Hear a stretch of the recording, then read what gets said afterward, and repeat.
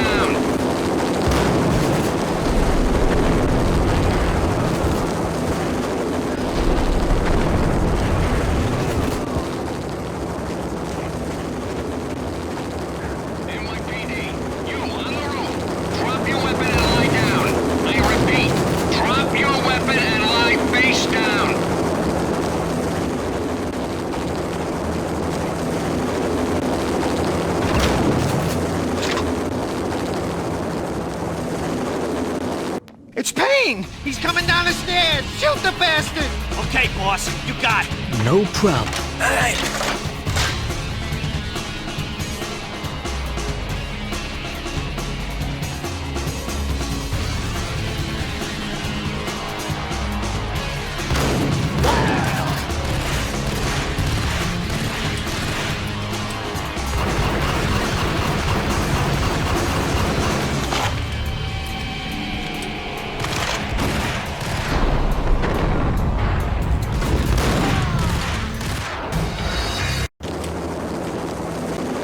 It's Payne! He's coming down the stairs! Shoot the bastard! Okay, boss, you got it. No problem.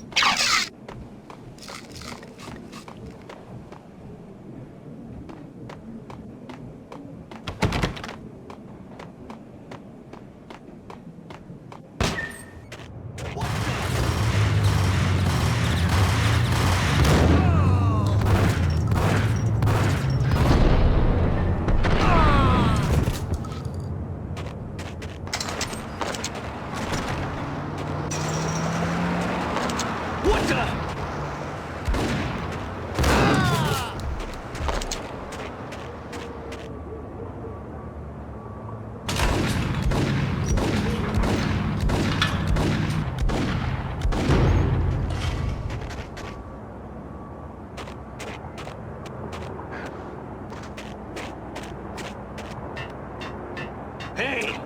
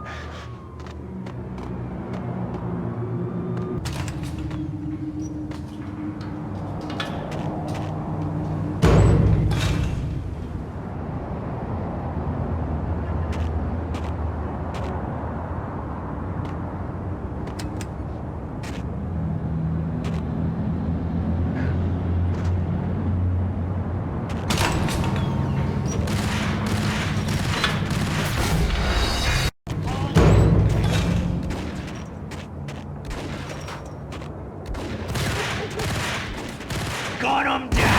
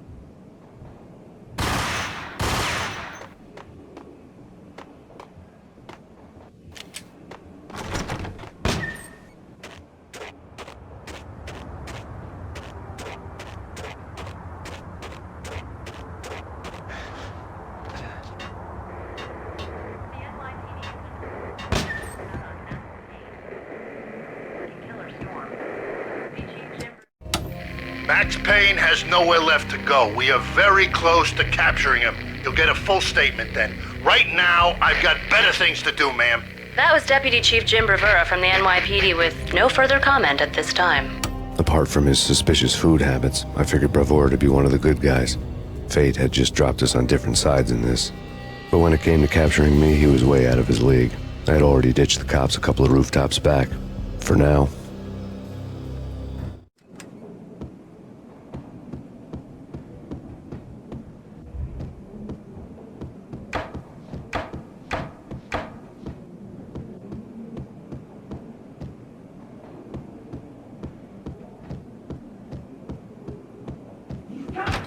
I can hear him. Ready? Keep your gun pointed at the door. Okay. This is it. Any moment now, Payne's gonna bust through that door with murder in his eyes. It's either him or us. I, for one, am gonna... Gun him down!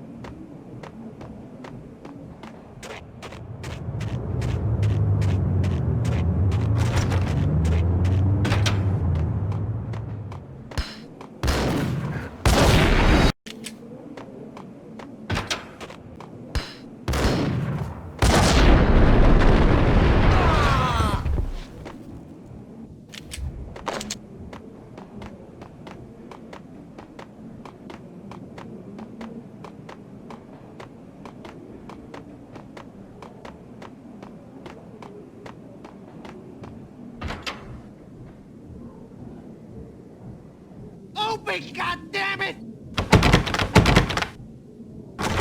Payne! I'll kill you, you lousy freaking cop!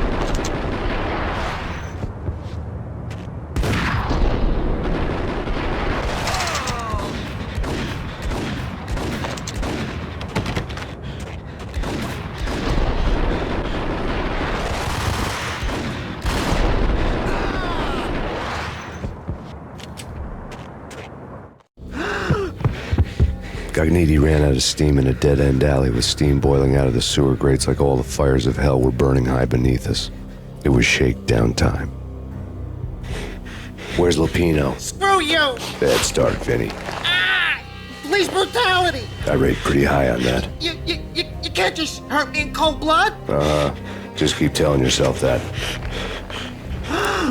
Listen good, Candyman. I'm not gonna be anybody's fall guy. I wanna know where your boss is hiding. There was no glory in this. I hadn't asked for this crap. Trouble had come to me in big dark swarms. The good and the just were like gold dust in the city. I had no illusions. I was not one of them. I was no hero. Just me and the gun and the crook. My options had decreased to a singular course. I'll tell you, just don't hurt me no more! Lupino's at Ragnarok, the nightclub! Book me! Take me, hold me to the freaking jail, just don't hurt me! Your rights will be ready at your funeral.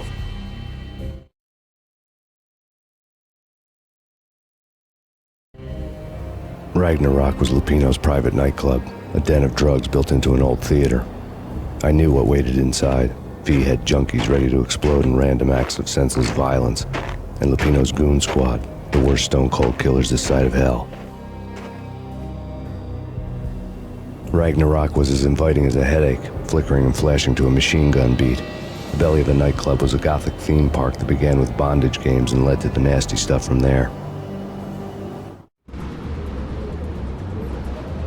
As subtle with its dark message as a cop-killer bullet through the heart. Like father, like son, just like Jack Lupino.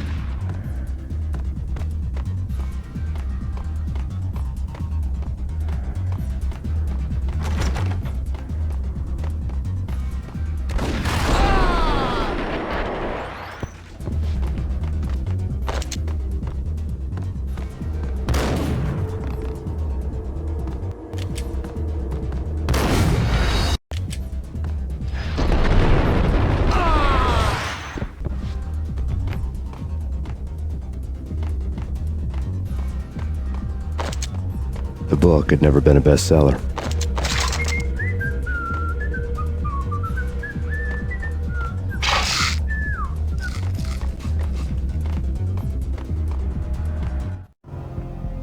Given the setting, I was surprised to find that somebody had been passing time reading. The paperback was entitled, the age of murder and storm. The blurb on the back mentioned Norse mythos and Ragnarok, the end of a Viking world with a terrible winter that covered the earth in ice, when vile crimes were rampant and all humanity lost. I could see how somebody impressionable might get it into their head that we were at the end of time. I was also beginning to see what the nightclub and its owner were all about. There he...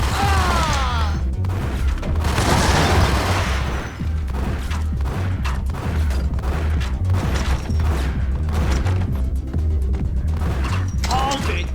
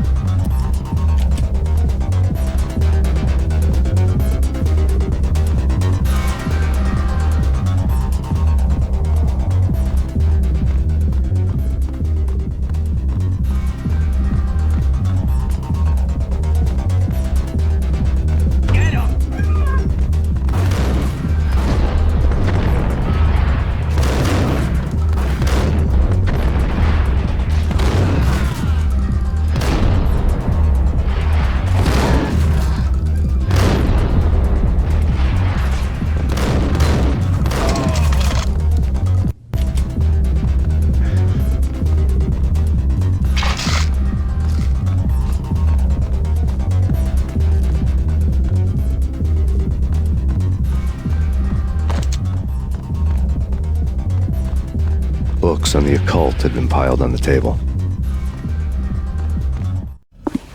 The room was stacked with light reading, such as Necronomicon, Witchcraft, and Paradise Lost. Old exotic titles like Malleus Maleficarum and De Umbrarum Reini Novum Portus. Books with pentagrams on their covers, all dealing with the occult and the infernal, lying between stacks of horror videos and a couple of Ouija boards. The only thing I could take seriously was the thought of Lupino taking it seriously. He had been spending a lot of time getting intimate with the guy downstairs.